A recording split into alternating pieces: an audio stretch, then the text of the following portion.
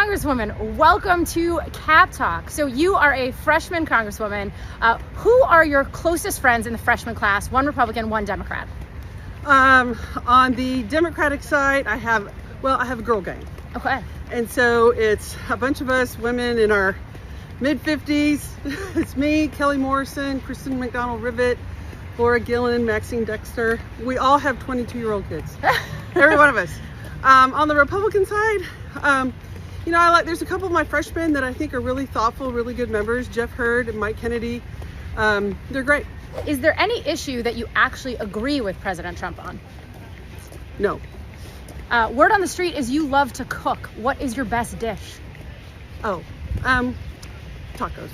Tacos. In terms of food, how does cooking apply to your job in Congress? Well, cooking requires the best ingredients, good thoughts, careful detail.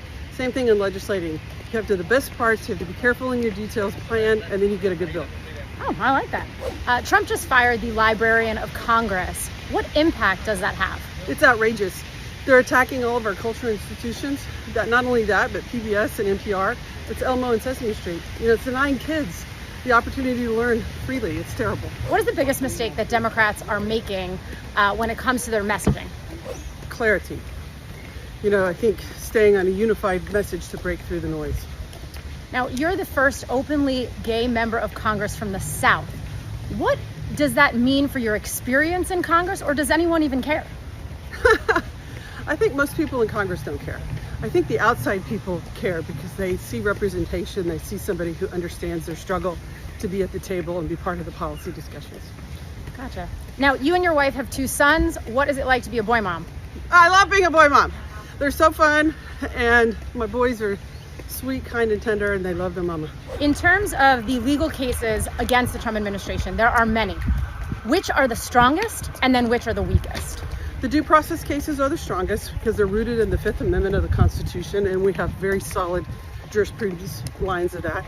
The weakest are the employee firing cases because hiring and firing is clearly within the scope of the executive branch.